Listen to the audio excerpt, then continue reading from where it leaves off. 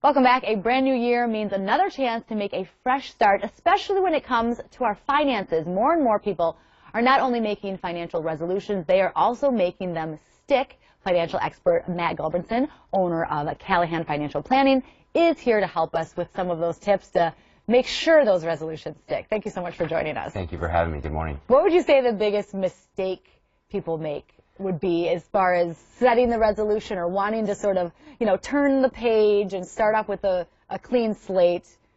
What gets people in trouble? I would say it really boils down to three things. It's spending less, saving more, and reducing debt. Okay. So when you think about that, those are really simple things, but they're really difficult for a lot of people. And so what you really need to do is go to the basics. And this is something I've said on here before, and that's setting a budget and really tracking where your money's going and doing it on a consistent basis. How do you set a budget? Where do you start?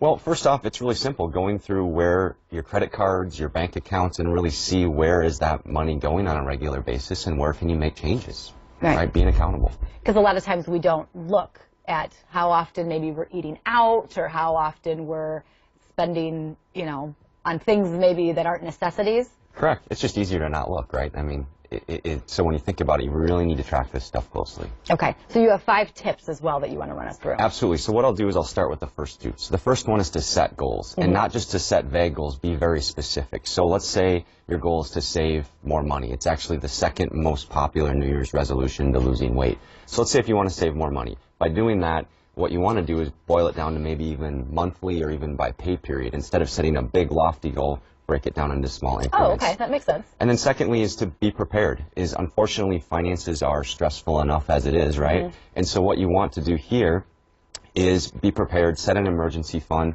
because things just don't always go as planned. And so by setting aside some emergency fund, you can plan for those unexpected expenses that come up. And beyond that, you also said be accountable. Absolutely. So one of the most important things I think we do as financial advisors for clients is help them hold themselves accountable.